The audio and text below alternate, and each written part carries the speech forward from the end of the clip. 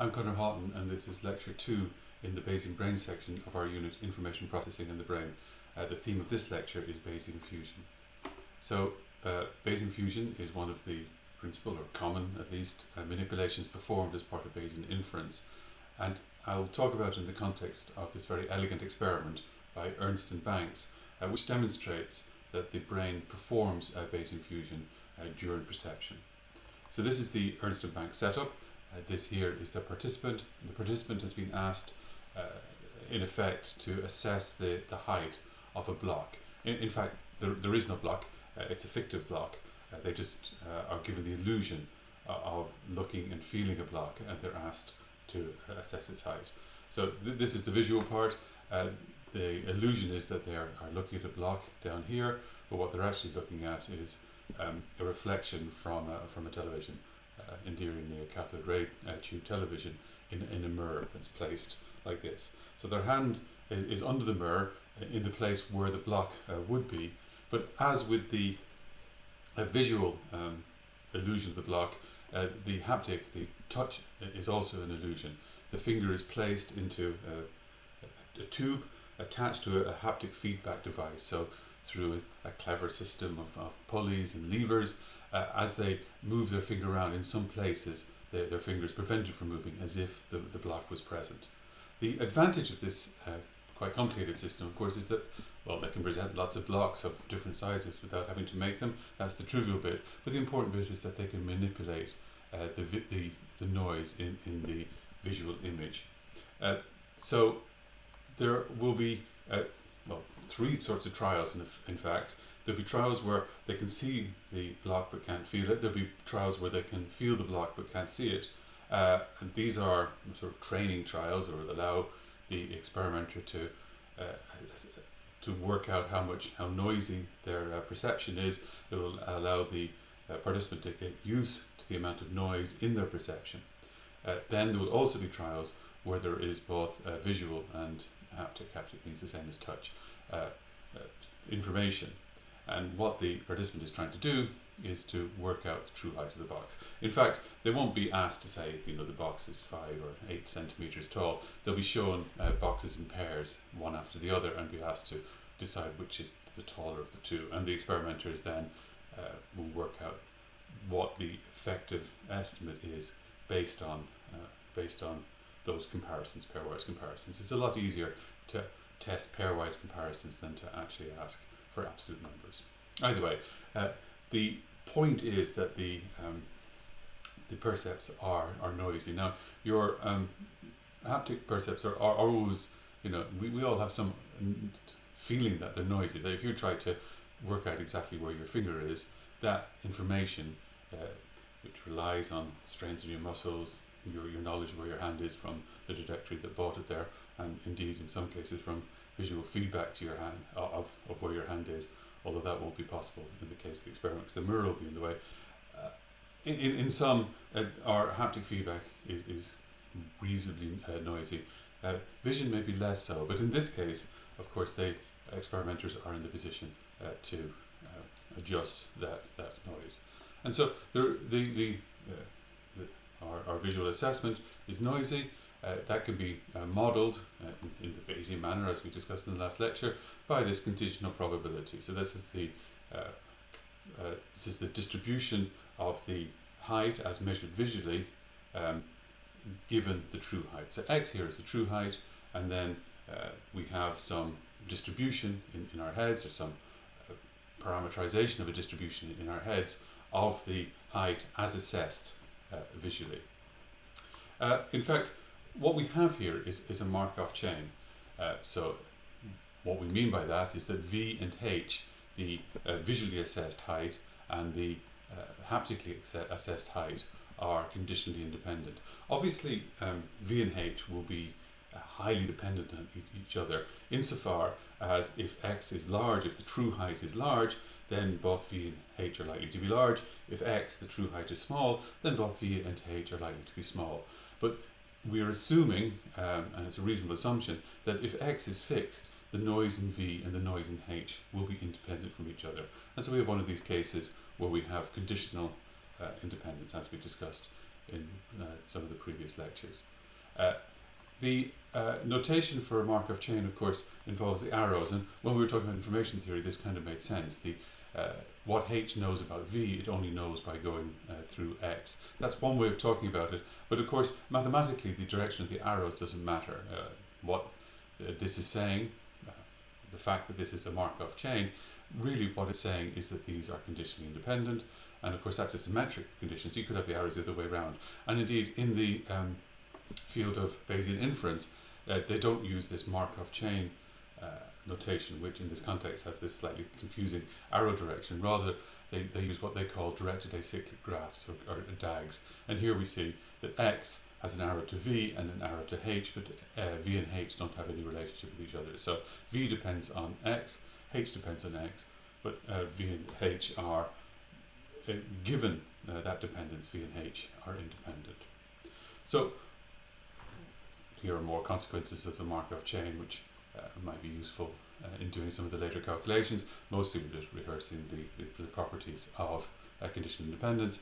Another way of putting this is that VH given X is equal to V given X, H given X, or the joint probability PVH in X. Well, you can split that up into PVH given X and P of X, and of course this then gets split further, so we get the joint probability is the multiple of these two conditional probabilities, V given X and H given X, and P of X. So what we're trying to do is we're trying to assess H. So we have our visual information. We look at the object, and the idea we have is that in the brain it will determine a probability distribution of the height as assessed visually. Separately, that's this term here. Separately, if we touch it, the brain will set up or parameterize or in some way construct a probability distribution of the height as assessed haptically. And these things are both conditional upon the true height, which the brain doesn't know. What we're interested in, what the brain is trying to do, is to assess what X is likely to be given V and H. So we have both of these pieces of information, not just one of them, and what we want is to determine X, a distribution for X, or maybe a most likely value for X, given V and H. We just employ the Bayes rule to get this expression here, and as we discussed just a minute ago, we can then break that up further to give us this rule here. So the probability distribution of X given V and H is the probability of distribution of V given X multiplied by H given X, and then these other bits which we won't deal with so much because they're more or less constants, at least they don't depend. Well, one of them is the prior for X, and the other doesn't depend on X. I'll talk about that in just a minute. So what the participant is trying to do is to estimate the height. We'll assume basically that the estimate that the participant will form is the maximum a posterior estimate, or MAP estimate.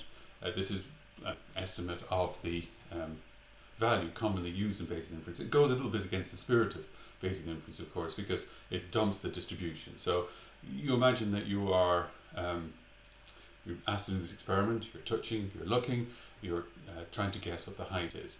Well, the guess that you make, if the guess is a maximum a posterior estimate, is the value of X, which maximizes this thing here. So you imagine that P of X given V and H is some curve, and the value of the mode, the value at the very top, that would be your estimate. If that was your estimate, that would be the maximum a posteriori estimate. It's the maximum, it's the value of X corresponding to the maximum of the posteriori distribution. As I said, posteriori distribution. As I said, it's a small bit against the spirit of Bayesian inference in that you are now giving just one value. You're not also giving an estimate on the uncertainty. But the idea we might have, of course, is that if X was being used for further calculations in the brain, those calculations would take into account the uncertainty in X, just as we will see, the calculation of X itself takes into account the uncertainty of V and H. But if actually asked to make an estimate, what you want is a single value of X, and that might well be the maximum a posteriori estimate. But perhaps if you were asked how sure you were, that you would form that judgment based on your knowledge of maybe the variance of this, your estimate of the variance of this distribution. So before we'll go on with that now. Let's just talk a little bit about P of x. So P of x here is the prior. In the it's your initial expectation of the height of the box. And so the idea would be that the participant has been doing the experiment for a while, and they've had various boxes of various heights presented to them. And so before they touch or view it, their estimate of the height of the box will just be based on the distribution of different boxes that they've been presented with so far. And the distribution, the experimenters will try and make that uniform. And so the assumption here is that the participants won't have a prior view as to how big boxes should be. Now obviously that would involve possibly some sort of training. The subject has sampled various boxes, and so they've developed through the training the prior that the boxes are uniform in the height of the box is uniform distribution. Obviously just across some range they would know that the height of the box isn't going to exceed the size of the equipment, or isn't going to be minuscule, because the experimenters won't have presented minuscule boxes, just because that would make the judgment very difficult. So before the training, of course, participants might have a prior expectation of how big boxes are. Maybe people would expect boxes of that size to often be the size of a penguin paperback, or a mobile phone or something. The uniform distribution might not hold good. It might not hold good anyway. It might only be an approximation, but it might hold less good at the start, before the participants had done the experiment a few times, than it would by the time they do the assessed trials. Now, when we say it's constant, we're going to say P of x is constant, and so we're just going to drop it as if it really was a constant over all values of x.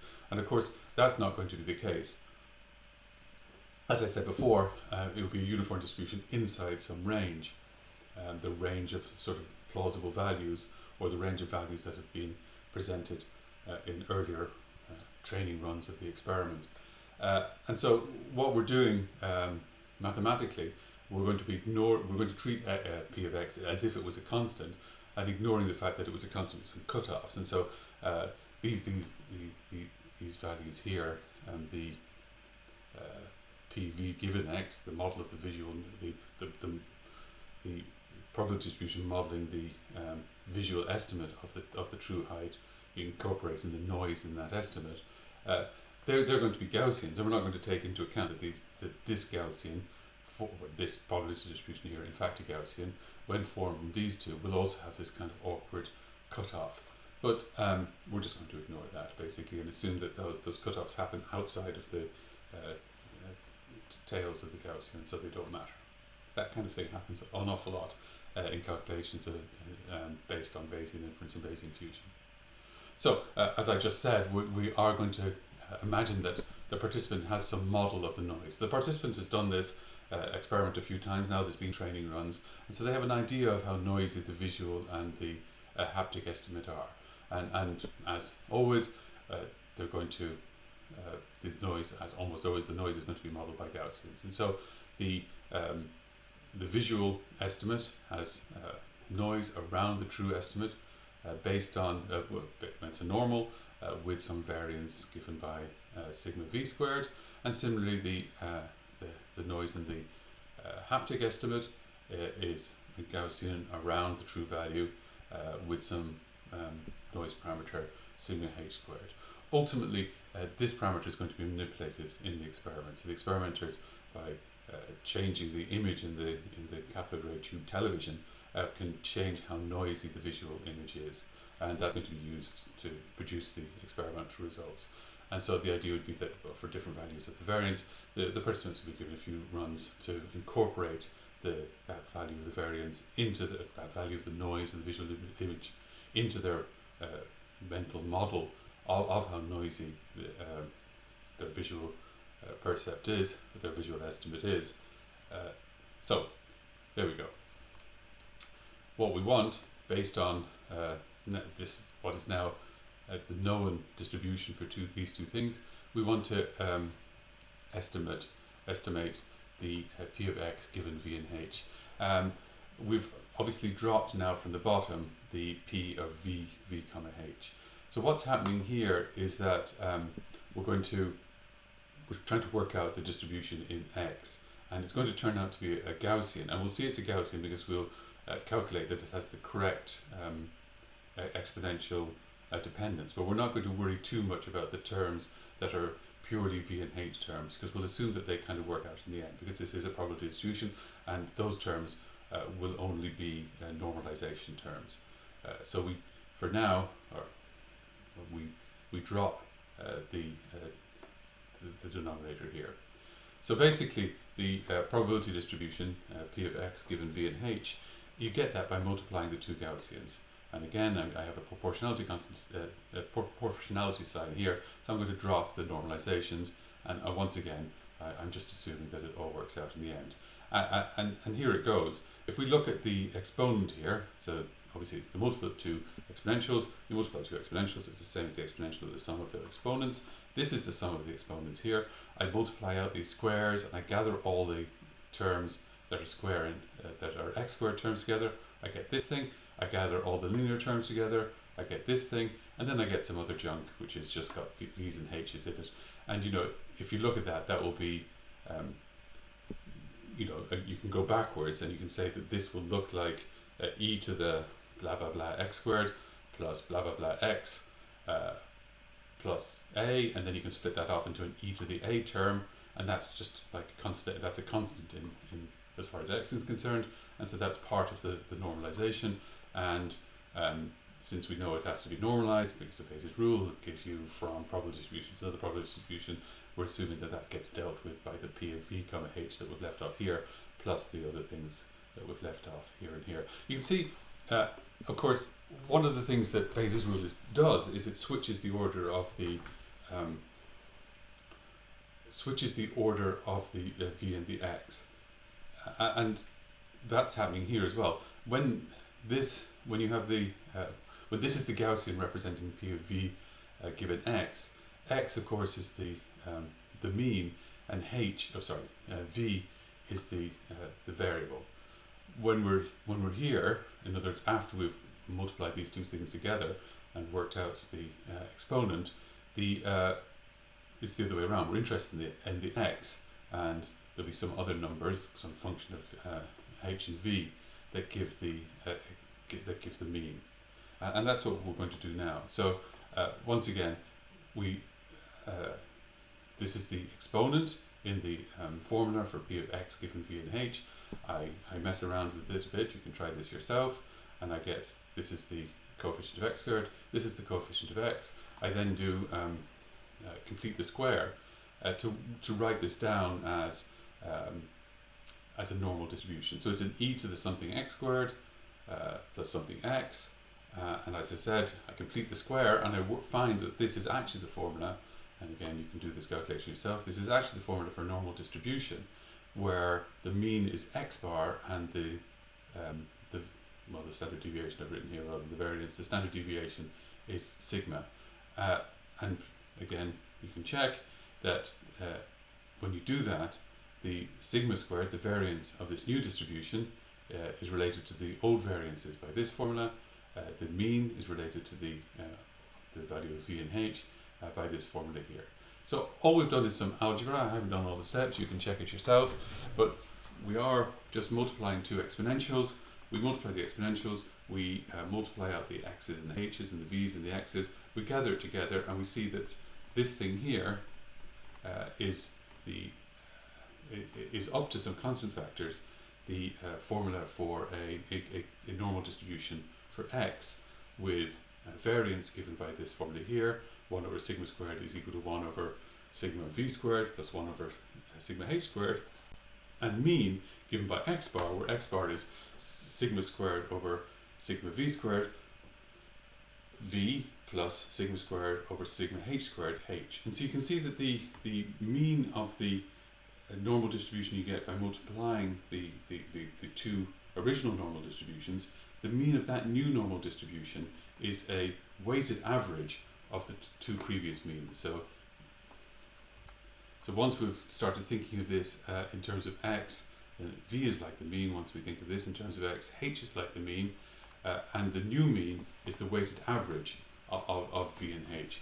And it's weighted by the sigma squareds. So we can put it like this. If you imagine, if you write lambda is equal to sigma squared over sigma h squared, then you can do the algebra yourself.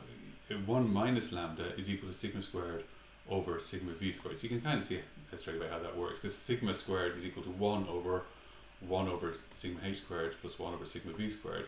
If you multiply the whole thing out, then it turns out that if lambda is equal to sigma squared over sigma h squared, then 1 minus lambda is sigma squared over sigma v squared. Now, if sigma h is small, then this lambda is close to 1, and this thing will be close to 0. If sigma h is big, this will be close to 0, and this thing will be close to 1.